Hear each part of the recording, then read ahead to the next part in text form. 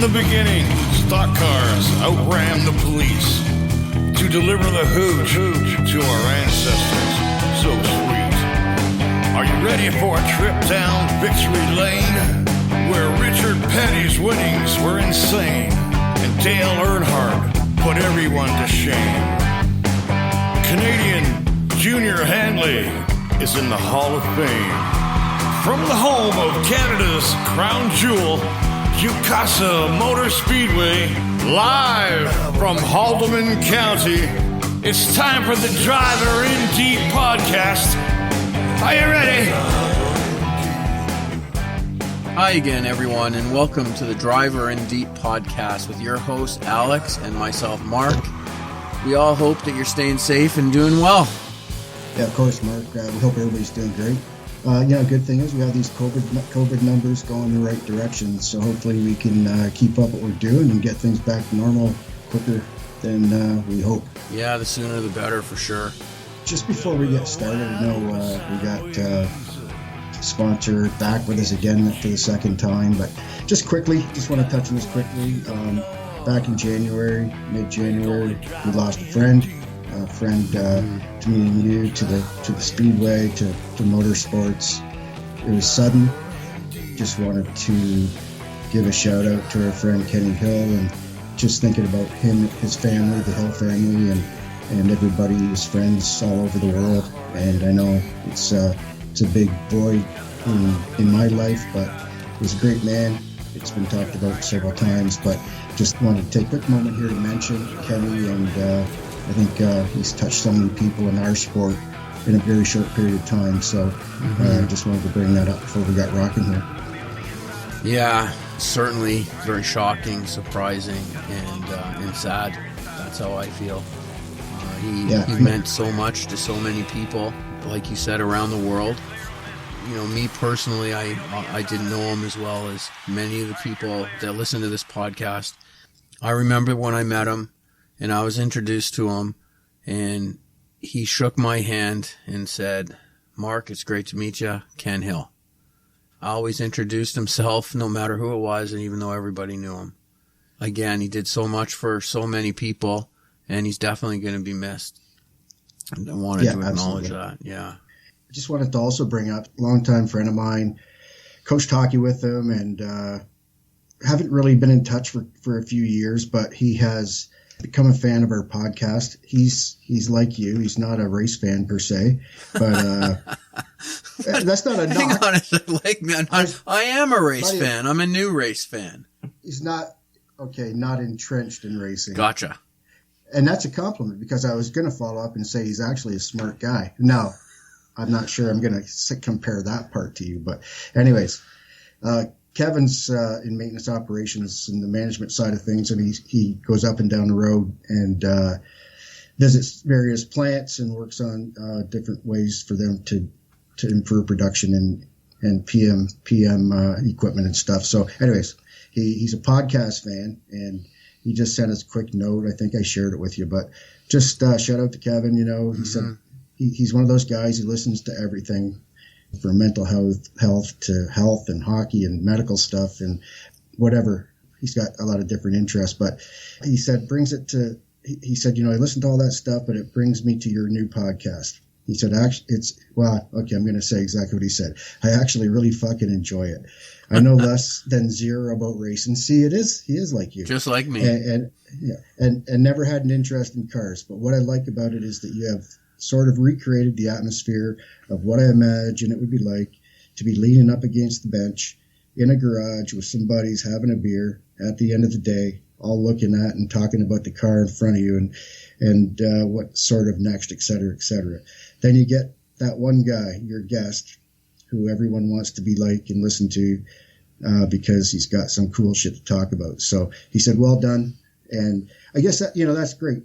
I think that race fans, racing people will have some sort of a connection to what we talk about and other people in motorsports type podcasts talk about. But the fact that Kevin finds it interesting just because he feels like we put him kind of in the moment. I think that's really, we don't talk about it a lot, but that's kind of what we wanted to accomplish.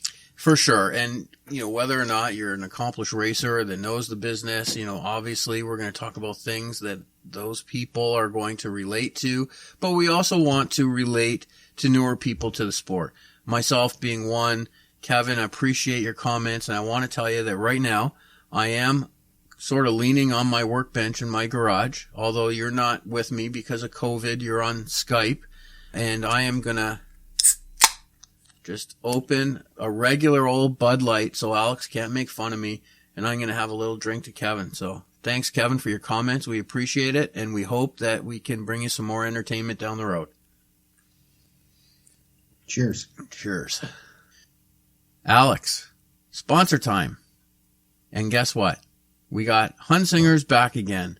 As we knew from last week, they were coming back for a couple episodes at least. And Hunsingers is plumbing, HVAC, and electrical. And I have to tell you, I never would have thought when we did the sponsor read last week that I would probably be their first customer from the podcast. And that's exactly what happened, Alex. Great. Well, you can tell that story. But first, I just want to remind people, Hunsingers is a family-run business that's been around for the better part of 140 years. So they're definitely doing something right. Hunsinger heating, ventilation, and air conditioning, plumbing, and electrical, obviously.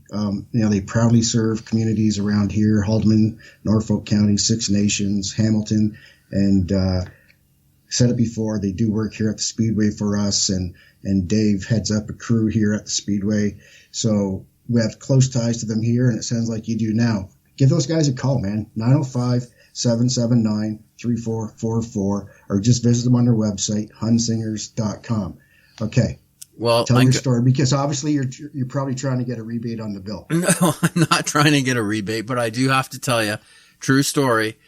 Yesterday, so we're recording on a Saturday.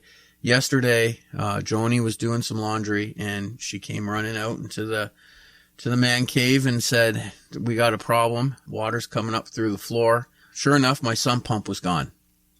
Had my next door neighbor, Big D, come over and have a quick look at it. He's a facility manager, sort of knows his stuff. Came over right away, said, "Yeah, your sump pump's toast." So I made a call.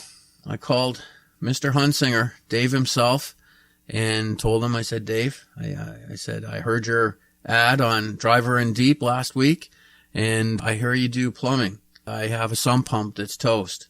Very first thing he said to me is, "I just got to put the kids down to bed. I'll be over tonight." I said, "Well, hang on a second. I appreciate that, but you don't have to come tonight." Joni took the laundry next door anyway. They got a little wet with the water coming through the floor. Sure enough, Dave came first thing this morning, Saturday morning, 9 o'clock, went downstairs, had a new sump pump with him, took everything apart, took him about an hour, had to go get a couple of parts. Everything's working great, got a brand new sump pump. Couldn't believe the level of service. I don't think it had anything to do with the fact that we read the ad. It might have had a little something to do with it. Fair price, great service, thrilled with them. Never thought I'd be the first customer from the Driver and Deep podcast ad, but sure enough, and Dave said to me, I called my dad, told him I think this advertising on the podcast is working.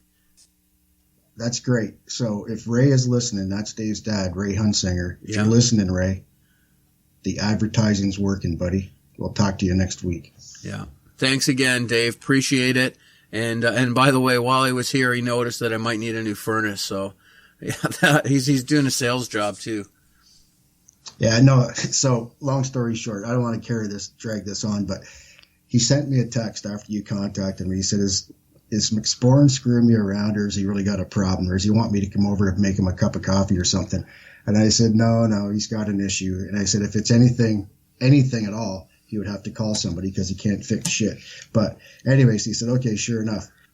He said, is there anything else I can gouge him on when I'm there? And I said, well, he's talked about needing the furnace. So he's probably, that's good for him, man. He's trying to upsell already. So way to go, Dave. You know what, Alex? It doesn't matter whether you can fix it. It matters whether you know somebody that can do it. Okay. Gotcha. Right? Not all of us are plumbers or electricians or HVAC people. I know you have that skill set. So. Well, I'm just impressed that you knew it was a sump pump. Anyways, that's where I'm here. All right, here we go. Before we begin, I do have some crow to eat. Oh, wait. Yeah. Crow to eat? Yes, it's a little bit of crow. Let me just get through this. No. Oh. You have vulture to eat. Vulture. A crow is not even close. Is a vulture bigger than a crow? Yes. All right. Well, let's get started. We talked about the Buffalo Bills and how I congratulated them. You talked about the Buffalo Bills. Okay. Fair enough. I talked about the Buffalo Bills and how I congratulated them for having such a great season and making it to the AFC Championship game. And unfortunately, they didn't pull it out. They were definitely outmatched by the refs. So we'll have to see what happens next year. Very proud of them. They had a great season. Best of luck to Kansas City and Tampa Bay in the final. Be watching that next week. Typical words from a Buffalo sports fan. Well, we'll have to wait and see what happens next year. Yeah. Okay, let's go. Well, I'm just saying because of COVID, the refs can't travel, and the game was in Kansas City. So, yeah. All right.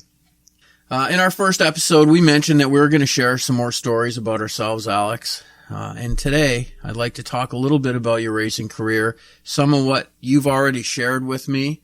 I think it'd be great that our listeners got to hear a little bit more on the podcast.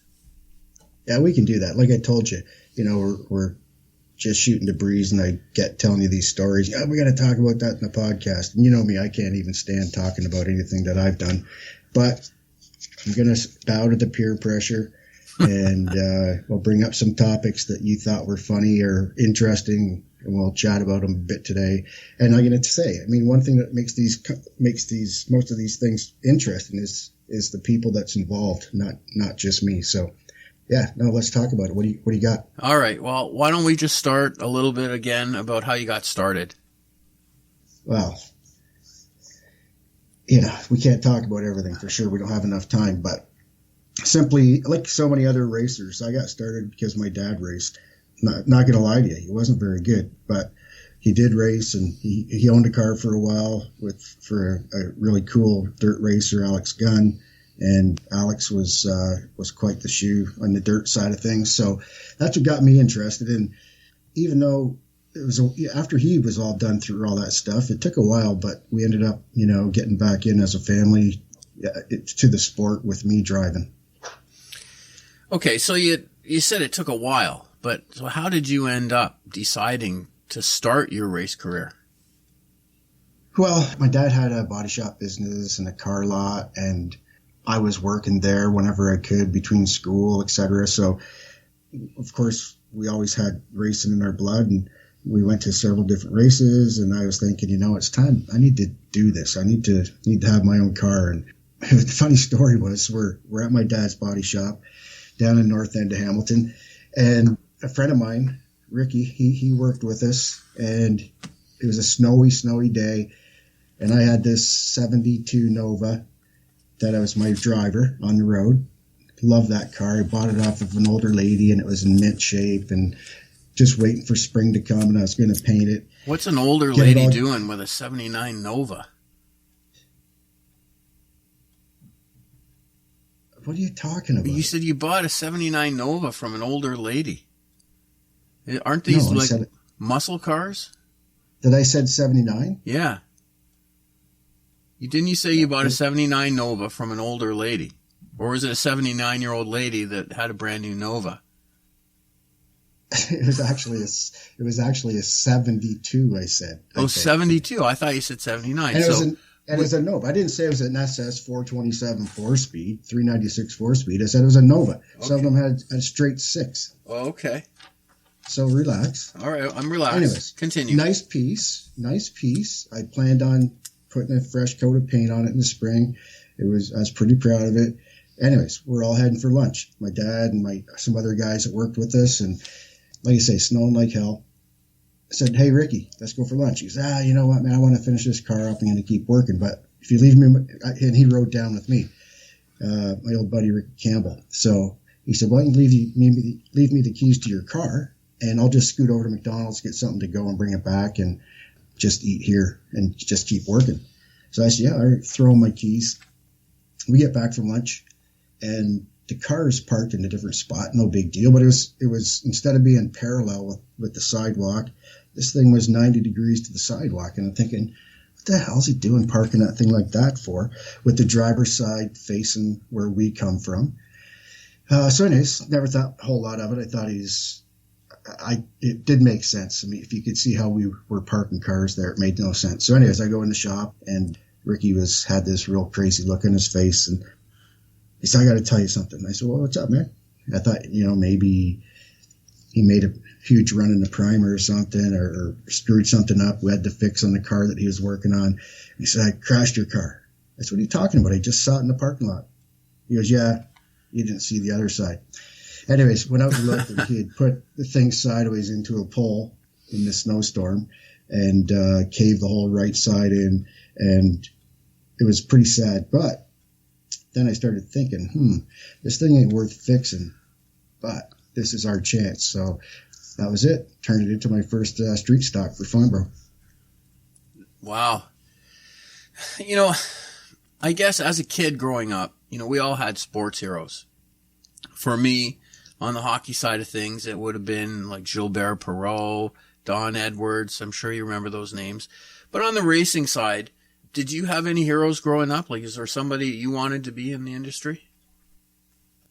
There was a ton of them I wanted to be like. I mean, there's so many stars in NASCAR and locally. But, one of my biggest favorites was Bobby Allison, then his son Davey. And then locally, Junior Hanley, of course, incredible guy, incredible fabricator and racer. But one guy that was always my favorite was Don Biederman. To me, he was the man. That he was the guy that I watched the most. That's interesting, because you talk so much about Junior Hanley. To hear you say that. Yeah, I mean, I love Junior, and it's kind of funny. And anybody that was from that time understands that you couldn't like Junior Hanley and like Don Biederman at the same time, because they were arch rivals. Right. So as much as I liked Junior, it seemed like you had to pick. So, I picked Donnie, and, Junior had all the nice flashy stuff. He was a fabricator, like I said, and Donnie's stuff, he had Howe Enterprises stuff from Michigan. And it wasn't the best looking stuff. Junior built race cars for a living and raced them, but primarily he built cars for people all over North America, and that was his livelihood. In Donnie's case, man, that guy had to win races to live and to eat. So I think that's probably what really interested me about Biederman. Is that what you learned from him the most, really? Like the fact that, for him to earn a living, he had to go win. Is that one of the biggest lessons you learned from him? Well, driving was something that I learned a ton about, for sure, watching Don and watching Junior. And, listen, Junior is a great family friend now, and thank goodness he's still with us, and Don isn't. And he's here at Chicasa almost every single event that we have.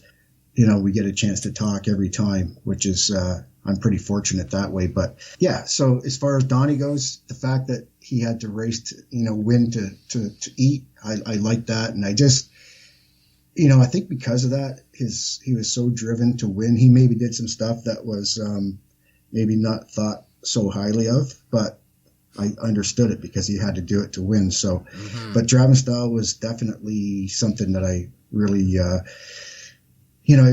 learned a lot from him. He's a character, man. And, other thing I'd do, I'd go to his shop in Oakville and just hang out and see if I could chip in or just watch and learn. Mm-hmm. Yeah, no, that's probably one of the best places you can be to learn, for sure. And would you say, of all the things that you learned, is there any, one thing that sticks out more than the others? Yeah, so the one thing that I always tell, and I think I probably told you this story, you said a second ago that it was the place to be. Well, I can tell you, and anybody that had been to Donnie's shop or hung around him or tried to hang around him knows it wasn't the place to be, because he was going to chew on you, I'll tell you. And you'd take some shots and he'd tell you how stupid you are and what a waste of time you are being there, blah, blah, blah, blah, blah. But, then he'd ask you to give him a hand lifting something, moving something, welding something, whatever. So to me, it was worth the abuse. And I ended up learning a lot. But, after several visits, So he put you to work. Did he put you to work when you went to visit him? Is that what you're telling me? Yeah, he did. You know, he took some trust and some time, right? But after a while, he would let me start to help, which I thought was really cool. And then, so one day I'm there, and I just got there. He's under the car. The car hasn't got an engine in it, so the hood's off, no engine in the engine compartment. And he's under the car on the creeper, rolling around, working on something. And he sees me walk up, obviously, and I walk up, lean over the front end of the car, looking down in the hole where the engine would be. And all of a sudden, Donnie's creeper, he must have grabbed under the car, rolled himself out so he could look up at me through the engine bay. And he looked up at me, and like I said, I'd been there for about, 3, 4, or 5 minutes. He looked at me, and this is the biggest lesson I learned, and it helped me looking back now, it helped me the most. And I think it was a sign of respect. Because if he didn't respect me, he probably wouldn't have told me this, and I would have still maybe been there hanging out, getting abused. But he looked up at me and he said, "Nagy, what are you doing?" And I said, "I'm here to help, whatever you need." He goes, "Listen, here's what you can do to help yourself." And I said, "What's that?" He goes, "I appreciate it. You come here every time you can, once a week, whatever it is, and you offer help. You're looking, you're hanging out, you're trying to do whatever you can to help, and that's great."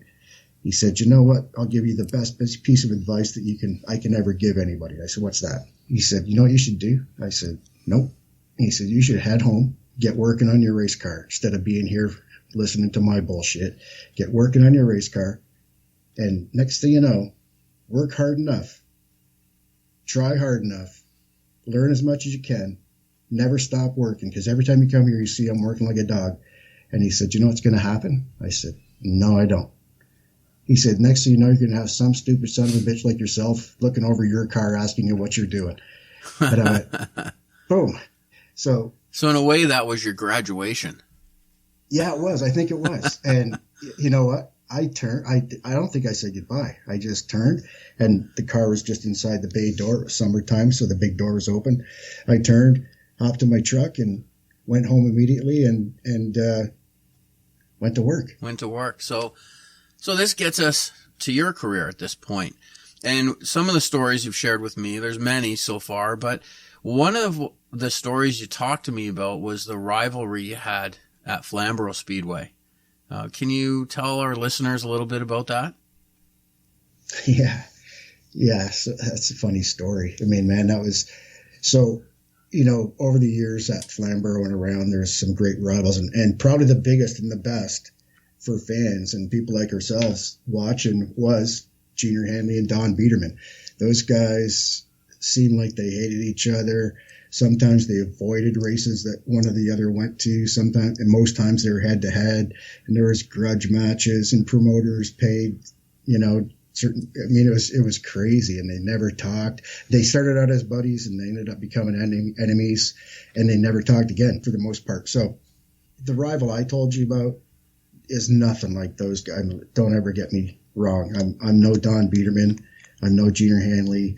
All those people. So don't ever think I'm comparing myself to those guys. But I told the rival I told you about that I had at Flamborough was with my buddy Pete Shepard. It went on for years, man, and we got people talking to us. I say us, me and Pete, both about it now, and still today. Which is cool because it was ugly, man. It was, it seemed like at Flamborough, we'd both start at the back every week, and he won or I won for the most part. And we were all under scrutiny for inspections. And I always thought that Pete probably got maybe had the tech man in his back pocket. And so. Did he think the same about you, though, perhaps? Yeah, I don't know about that. I think, when you're the person that's got the guy in your back pocket, you don't think the other guy has it because it's in yours. Oh, shot across the bow.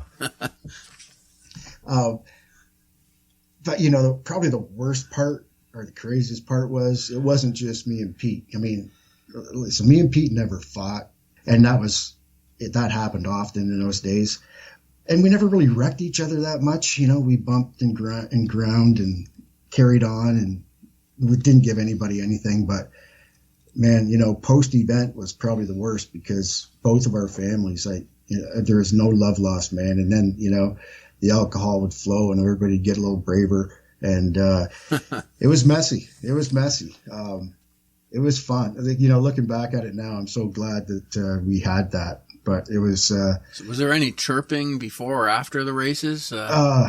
There's chirping nonstop, man. Yeah. From the time we unloaded to, and then the fans loved it too. So, it was good. It was good. The Pete's dad, Pete Senior, and with Rich Grady, they were probably more ingrained in the sport, in the asphalt sport, before me. So, they probably had a bit of a better foothold. But that was one thing that made us. We had a family-run car and we had no money, and I'm not saying that they were rich, but to keep up with a team that had a bunch of experience and to beat them a lot and to run with them was pretty exciting. However, I don't even know how it turned out. I think it was just the fact that we both ran at the front every week, and no matter what happened on the racetrack, everything was scrutinized and the families were crazy about it. And it was there were some wild times. We could talk about this for a while, but I'm not going to waste everybody's time today. So where do you guys stand now? So that's a funny thing. So I said about Donnie and Junior, they started out as friends and became enemies and never really ever patched that up. And unfortunately, we don't have Don with us anymore. And that's what's crazy about me and Pete. We're great buds now. As a matter of fact, last night we FaceTimed with him and his wife Sharon Shepard, who is Sharon Zardo. Sharon Zardo, of course, is the daughter of great late model racer in Ontario, Bill Zardo, and her brothers raced, their nephews raced, so huge racing family. And now their son Pete third, he races, and he races here, fortunately, a few times a year or 3 times a year, depending on what's going on. And they camp here, and even Pete Senior camps here with his wife, and that was probably the most hatred was with him.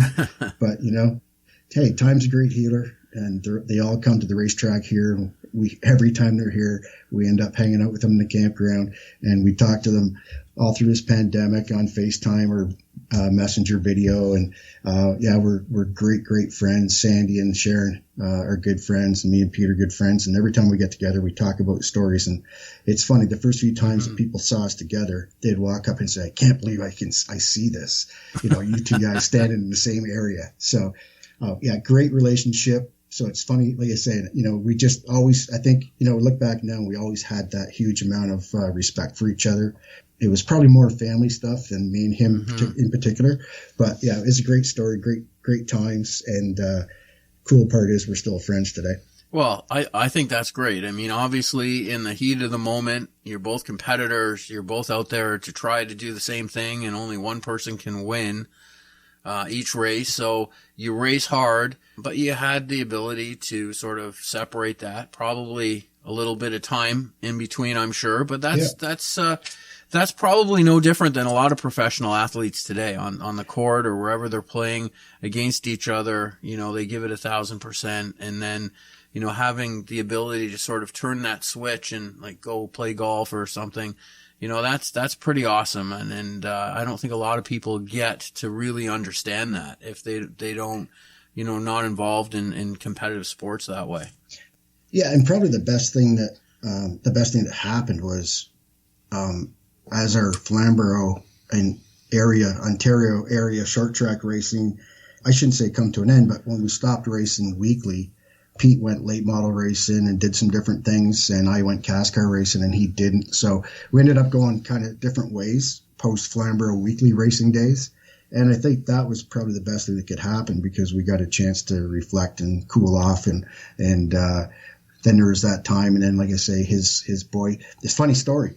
Never even thought, I don't know if I've told you this one, but I ended up working for Dave Jacobs in the NASCAR, our Canadian Tire Series, NASCAR Pinty Series now. And Dave had asked me on different occasions to come and crew chief for him for some different drivers he had, Alex Tagliani, Gilles Villeneuve, and different people like that. So it was great opportunities. And he phoned me one day and he said, "Listen, I've got Pete Shepard Jr., he's Pete Shepard III. He's going to come and do a stint with us, and we need somebody that had the deal up. Would you be his crew chief?" And that was, even though me and his dad and mom had talked, on and off before then, that was probably the start of our friendship, because I thought I took the job. I probably needed the money. Plus, Pete is a great talent. Pete Jr. there, Pete III, he's a great talent. So it was a cool opportunity to work with him. And the weird part was I was crew chief in my arch rival's son. And I was, the first race we went to, I didn't know what to think. I didn't know what was going to happen. And, Pete shows up, his dad, Pete Sr., Sharon, and man, they were supportive. I thought, you know what? To be honest, when I told Dave that I'd take the job, I said, you better be sure, because, Pete III, his dad, and me never really were friends. And and Dave knew because he raced with us. And he said, no, I know. But he said, I don't think it's going to be a problem. Anyways, I forget where our first race was. I'm crew chief for his kid, and they showed up. And first thing Pete said was, listen, we're not here to interfere, but anything you need, man, you let us know. You need us to do something, pour gas in, whatever, we're here to help. And that was probably the start of our friendship, actually. Wow, that's amazing. I just have to interrupt a little bit here. I just got a message from Mike Beckman, who we talked about last week. Ah, yeah. And I outed him for being a former Habs fan and switching to the Leafs. Went to the bright side. Well, I was fair, though. I left your comment in the podcast that you had to make. The world's team. Yeah, about that. And Mike just sent me a message, and he said, I like Alex. He and I should have beers. Sounds good to me. Maybe I didn't give Mike a fair shake there. I just want, him and I are good friends, and I support Mike. He's quite an athlete in his own right. For example, he's been a finalist many years in a row at the Newton's Cornhole Championship. So I do have to give him a little credit for being an athlete himself there. And, he must be, yeah. Maybe one day we'll get him down and we'll have a chance to have a beer with him. So sorry to interrupt there, but I wanted to switch it up a little bit and talk a little bit about how you got hooked up with Sam Rounce and Randy Slack. Can you tell our listeners a little bit about that? Yeah, that's a bit of a I don't know if it's a funny story, but an interesting story. So I told you we're racing weekly at Flamborough. Yep. And to be honest, our funds pail didn't have a lot of funds in it when we started. And it was getting pretty dry.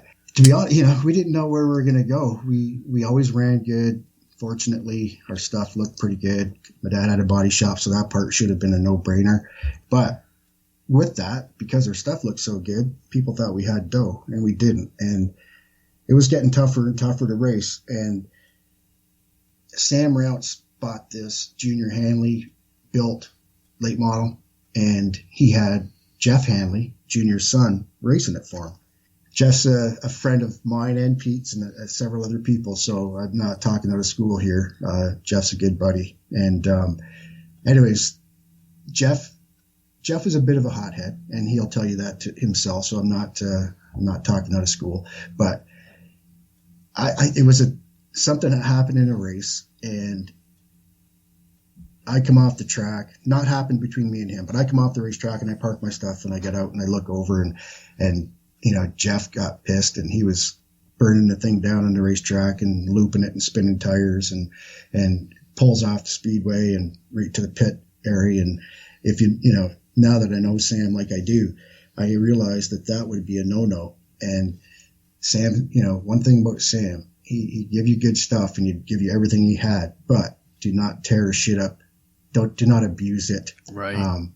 We always tear it up sometimes, but don't abuse it. Don't act like an idiot. Jeff got a little hot, and I get it. We all get heated. But he come in, and Sam, he's about 6'6" and weighs about 320, and I don't think he's got 2% body fat. Tough, big dude, man. Great guy.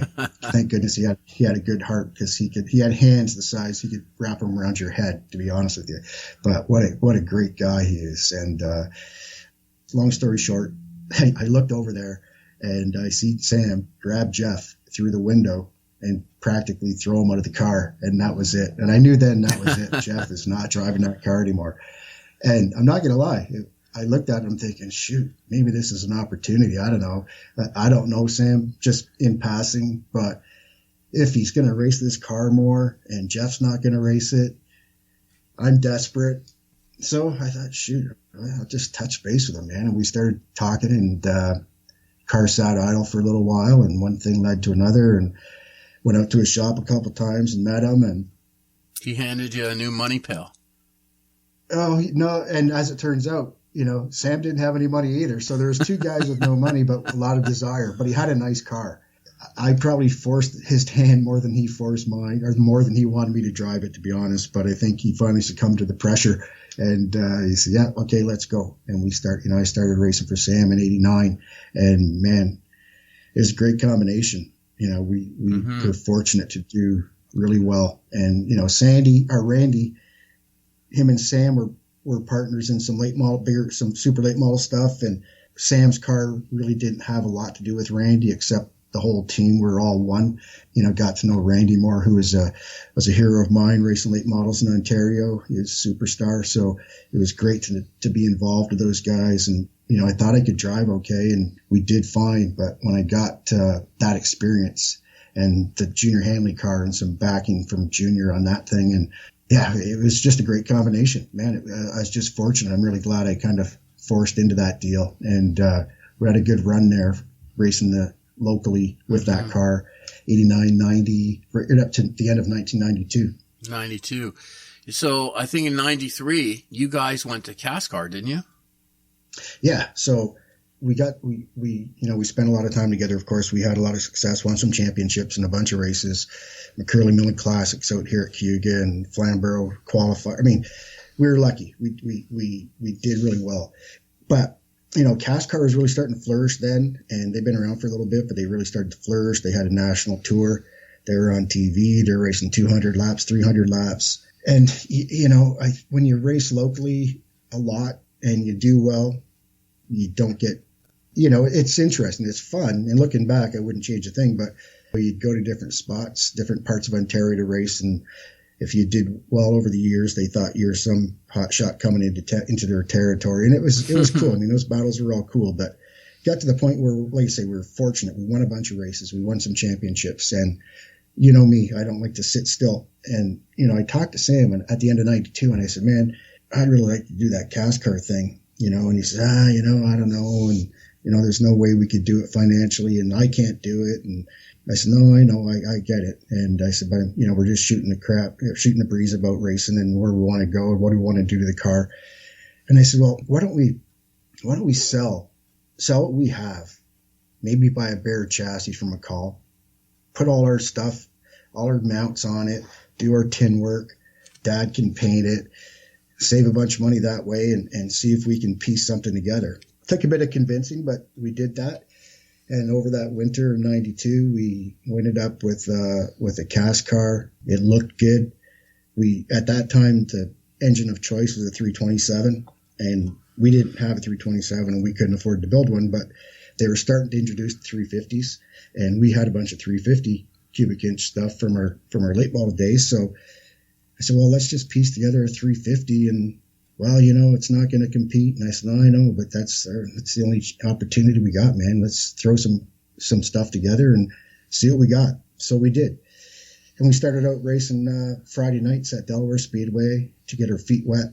And there's, Super Series races coming up, and we really weren't ready with that for parts and pieces and financial stuff. But anyways, I'm glad we did. It was a great change. 93 was good. We had a pretty good year. We ended up, we were running good. We ran some Friday night stuff one Friday night stuff at Delaware. Then we did some Super Series races. We could get a top 10 maybe, which, looking back, that field was so stacked and so deep, 30, 40, 50 cars sometimes. But we were used to winning, so I was frustrated.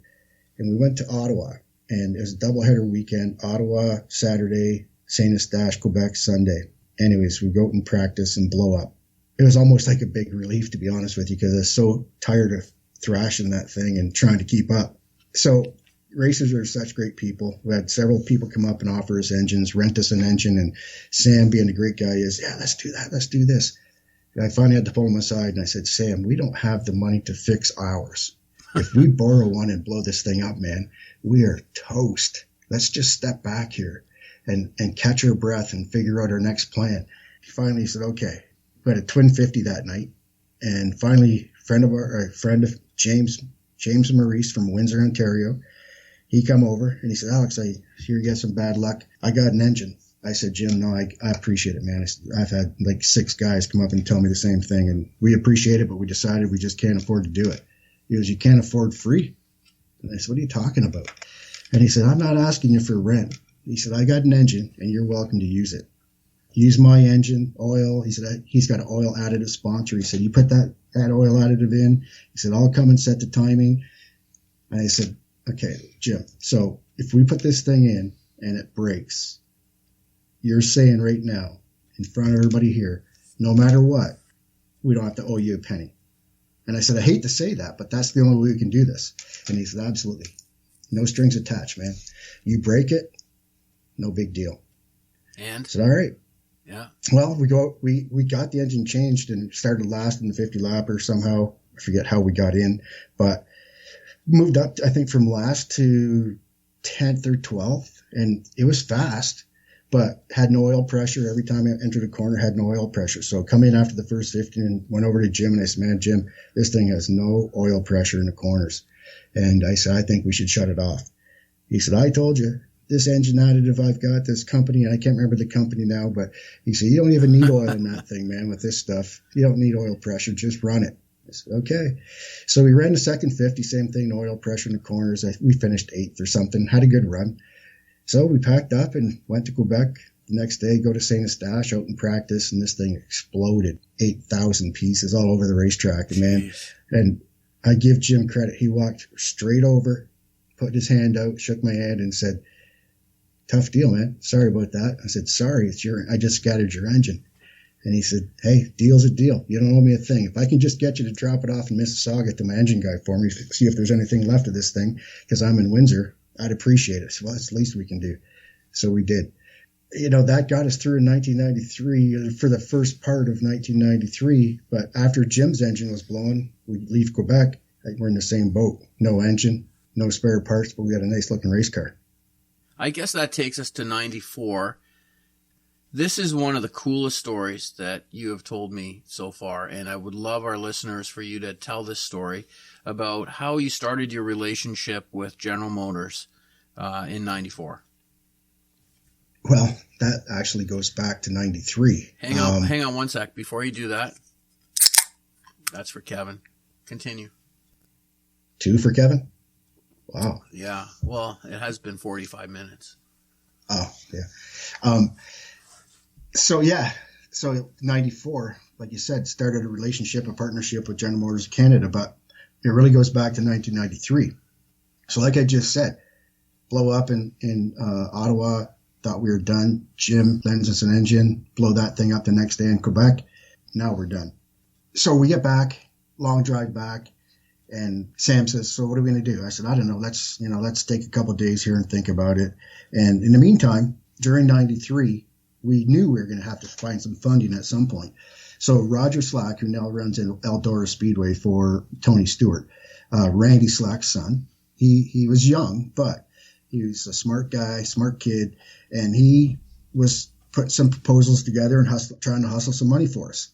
Well, one guy that he had tried to get some money from was a local horseman out here in Hagersville, Bill Robinson. Unfortunately, we just lost him 2 or 3 months ago. Great guy, R.I.P. Bill. Roger never got nowhere with Bill, but he was a huge race fan, flew an Earnhardt flag out at the horse stables. I thought, well, you know what? That might be my best bet. So I found his phone number. I phoned the stables.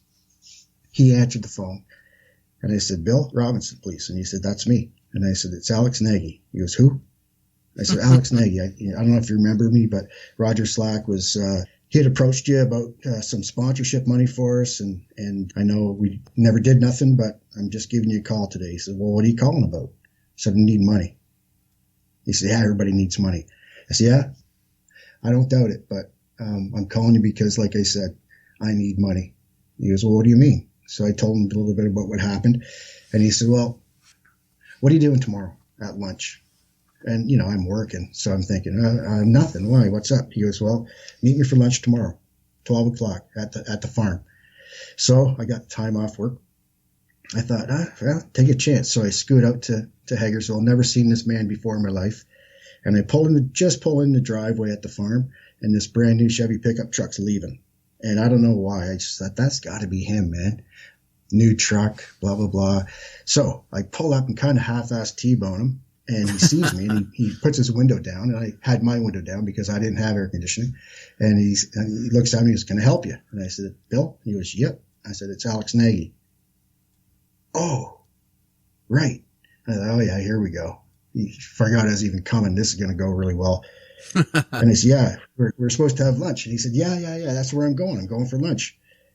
"Sorry, I forgot you were coming." I'm like, "Great." He said, "Well, park your truck and hop in. Let's go for lunch." All right. Park my truck, hop in his pickup. We head into Hagersville, the Hagersville restaurant, getting lunch. So he said, "Okay, so tell me again. You blew the engine, blah, blah, blah." So we go through the whole thing. And he said, "So what do you need?" I said, "Well, we need an engine." He goes, "Maybe you didn't understand me. What do you need to win?" We need an engine." I was, "Oh, okay." So we have a few more bites. And he says, "Just so you know, I race horses, and I train some of the best horses, trotters, standardbred horses in North America." And he said, "We win. That's my job. We win, and I have no excuses." He said, "So now that we got that out of the way, so I just asked you what. Okay, so let me put it this way: what do you need to win?" I'm like, "Well, we need an engine." He said, "Okay, perfect. So how much is an engine?" And talking about my old buddy Jeff Hanley, he had one, and it was a prototype, and it was $10,000. I said, "Well, I found one for $10,000. It's a bit used, but it's okay. It's a nice piece." And he said, "Oh, okay." A couple more sips of his coffee. Looks at me. He says, "Okay, so from what I'm understanding, I give you $10,000, you buy that motor, and you're going to win." I'm like, "Oh, shit. Now what?" You did say that. Yeah, I guess I did. But what else do you say to the guy? Mm-hmm. So I okay. I said, yeah. "Oh, okay. So what about tires?" So, "Well, no, we can get tires." Because I'm going to tell you, man, if we ever do something together and you finish second or third and you say you didn't have enough tires, but now you're just telling me you were going to have enough tires, that we'd be over. It'd be done. I'm like, great. Kind of backed yourself in a corner there. Yeah. So I thought, no, I said, I thought, shoot, I'm confident, man. I said, no, we can win. Plus, I'm desperate. I mean, just needed an engine, let's be honest. So anyways, finish our dinner.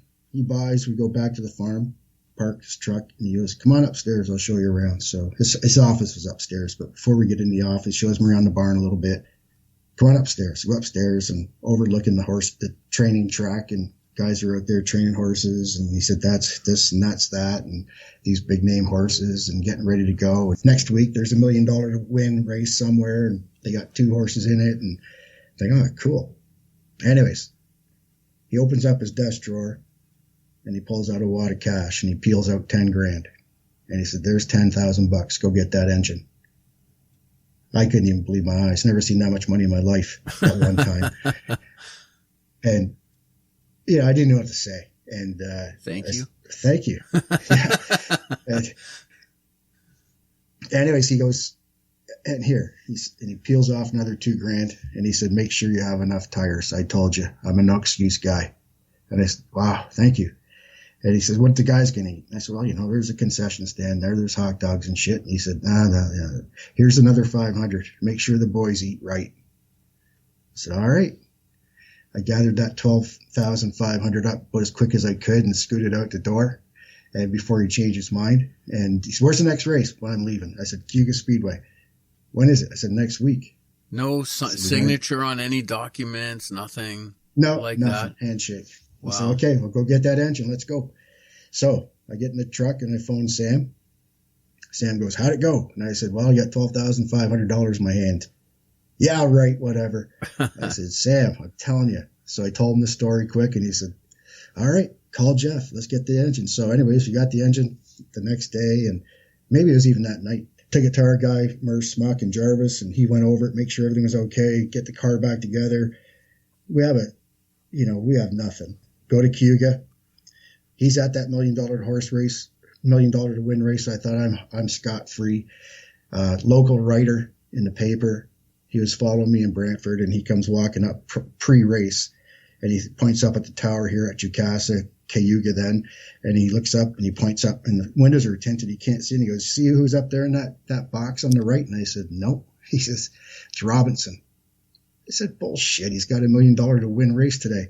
He said, yeah, he horses went. He didn't go. He come here to watch this. Wow. Oh, God. Yeah. Anyways, we qualified something like 12th or 14th. And I'm thinking, oh, God, he's already looking down, seeing where we're starting, thinking I'm a schlemp. Anyways, we had a good piece in Cayuga. Chickasaw now is my most favorite racetrack. And I don't even know how it happened, man, but we won the race. Yeah, I mean, first Super Series race in our rookie year. We had, I think there's 50 cars there. He come down to Victory Lane afterwards, and Ed O'Leary from the Brantford paper, he's, look at that, Robinson's in Victory Lane. And I thought that wasn't surprising. I said, yeah? He goes, no, you don't get it. If he was at wherever that race was today, that horse race, and they won $1 million or $500,000, he wouldn't even go for a picture. But he said he's so excited he's down here. So that meant a lot, and it was pretty fun. We were pretty excited. I saved my ass because I sat there and had lunch and told him if we got that engine, we'd win. Not ever thinking we would, but we did. And so that was pretty cool. Funny story was, we're at that point, the tour's going west. And he goes, okay, where's the next race? I said, Saskatchewan or something. And he said, well, let's go. I said, Bill. And at the same time, Teddy, my pick man, he's rolling in with her truck and trailer to load our shit up. And it's Sam's half-ton Chevy pickup at about a 73. No rear quarter panels on it. Open trailer without a tire rack. We're throwing all this shit in the back. And I said, see that truck right there, man? That thing won't make it out west. I said, that's all we got. I'll get a truck tomorrow. I said, Sam or Bill, we don't have a spare control arm, man. We don't have nothing. I begged you for money to get here for an engine. I said, we don't have a spare engine. We don't have nothing. We're not ready. I want to go. Let's do it. So I stuck to my guns and said, no. He said, I'll call you tomorrow. He called me the next day and he said, were you ready to go? And I said, no, man, I'm telling you, I appreciate it, but we're not ready to go. So I think we should stay home, go to Peterborough once we get our stuff together here, and test, because when they come back, that's our next race and we'll be half-assed ready to go. All right. If you think that's best, that's what we'll do. Anyways, while those guys are out west, at the time, Dan Shurtleff had the GM Goodrich sponsorship, and we go to Peterborough and practice. During that time, that couple weeks they were out west, I get this phone call one Sunday morning, and Bill said, it's Robinson on the phone. He said, Alex, it's Robinson. I said, hey, how you doing? He goes, what are you doing? I said, well, just heading out, going to Port Dover or something. He said, no, you're not. I said, what do you mean? He goes, well, unless you have a good cell phone, you're staying right there. And plus, I don't know your cell phone number, and I gave him your home phone number. I said, who are you talking about? And he said, Larry Fink from General Motors of Canada is calling you today. He's going to Montreal, but before he gets in the plane, he's going to give you a call. I said, really? Yes. I'm telling you, he better.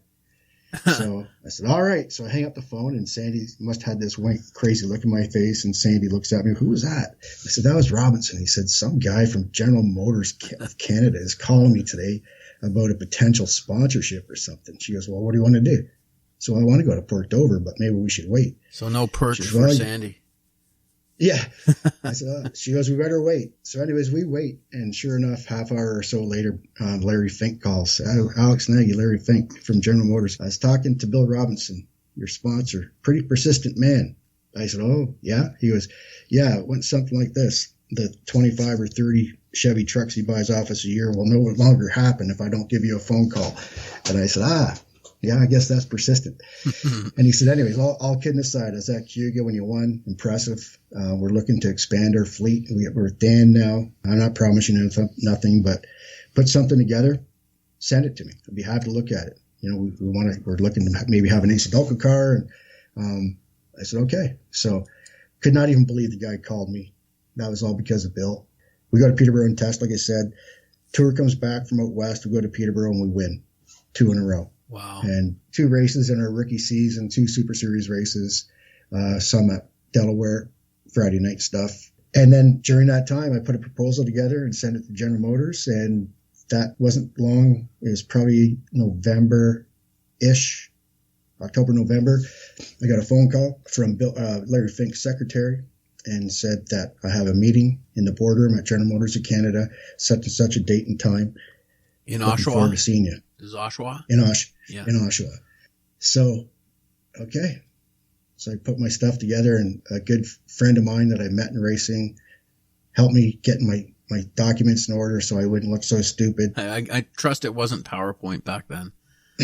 No, it wasn't. But anyways, yeah, I go to that meeting in Oshawa. We went over everything, and within 2 weeks, I had a 3-year contract with General Motors of Canada. Wow. With an AC Delco. So you're in a boardroom in Oshawa in front of GM executives. Yeah. Like, were you wearing your race suit? Like, what? Like, well, how do you? No, that's obviously. I had. Yeah, go ahead. I had to buy a suit because I didn't have one, but I knew I had to dress up. And I'm not gonna lie, man, I was shitting my pants. It was intimidating, I bet. Yeah. Think went with me, and Sam's from the country out here, and he had never seen none of that before either, and. I think we were both, we probably could have both wrapped a towel around her neck because we were sweating so bad. But we just told the truth, man, and told it what everything would cost. And, I said about my friend that helped me a lot, and that's Bob Barron, who at the time was with McCurley Millen and then CarQuest and then now works in Charlotte.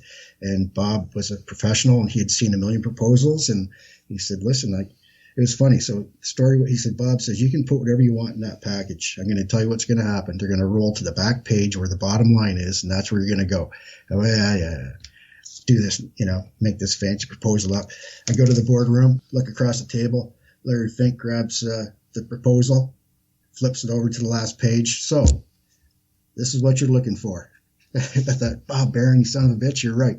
And so great guidance from a great guy. Yeah, we ended up being with General Motors of Canada for 5 years. Crazy. So you got a phone call too? Is that what you said? 2 weeks later, you got a phone call? Yeah. And I mean, I can't even imagine what it must have felt like to get that phone call. It's crazy, man. There we are in 93.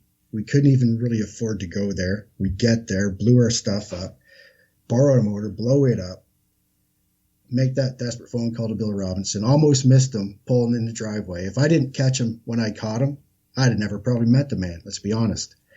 And that's why I tell everybody, man, it's all about timing. But Bill Robinson made that GM thing happen. Sure, I carried it after that, but I would have never had that call, I don't think, if he didn't make that first phone call. So it's pretty cool. Yeah, that's really great. You must have been pretty proud to wear AC Delco everywhere you went. Loved it. Met a lot of people, man. Traveled all over the place. Did some customer stuff in Rockingham. In the fall race, AC Delco, GM Goodrich sponsored race. And, we had a good time, met some great people. Would you say that at that point of your career, I mean, you must have been signing autographs after races and so on. Like, did you think you hit the big time?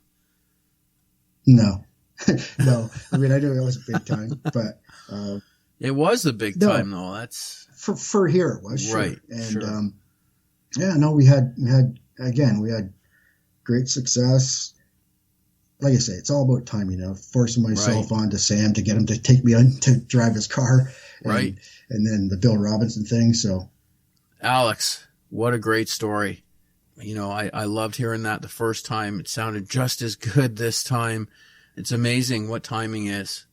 That's absolutely timing. And obviously they felt like they made the right decision, and obviously they did.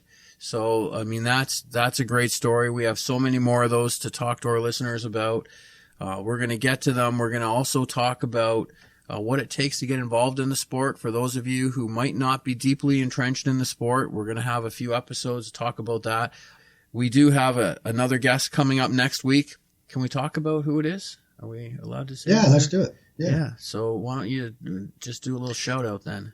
Yeah. So, long-time racer, kind of changed it up a little bit. Started in asphalt, ended in asphalt, but between all that, 18 great years of dirt racing all over Ontario and Western and Central New York, and that's Joe Plazek. So, championship racer, had a ton of success, got some great stories, and look forward to having Joe. Yeah, so do I. Can't wait to talk to him. That's it for this episode. Before we go, Alex, how can our listeners interact with us online? Well, if you're listening to our podcast from our website, wingnutsports.com, you can find links on there for Apple Podcasts, Spotify, Google Podcasts, etc., whatever else you listen to, wherever you find your favorite podcast. It might be an easier way for you. Just subscribe, and you'll always have the latest up. Oh, you're losing your voice. I'll take over for you there. If you subscribed, it definitely helps us out because then we can track how many people are listening to the show. And if you like us, what we would really appreciate is if you go on to Apple Podcasts and give us a 5-star review. You don't have to write anything if you don't want. If you do, that would be great. But that would certainly help. And the same thing on Google or Spotify. If you subscribe to us and like us, we'd appreciate it. Now that you got your voice back, why don't you tell us a little bit how they can join the conversation online? Simply on Facebook, just search Wingnut Sports, and Instagram at Wingnut Sports, website wingnutsports.com. And you can send us an email at wingnutsports@gmail.com. Our personal Twitter handles is at Negs_Alex or at WMSMark. Yeah, and if you visit our website at wingnutsports.com, don't forget to check out our show notes. We definitely put links in there to our content and our guest bios that you can interact with them as well. Awesome. Well, another episode in the books, Mark. This has been the Driving Deep podcast with your hosts, Mark and Alex. Hope to see you next time. All right, you're clear. You're clear on this. You're going to be on the inside of you. All right, you're clear.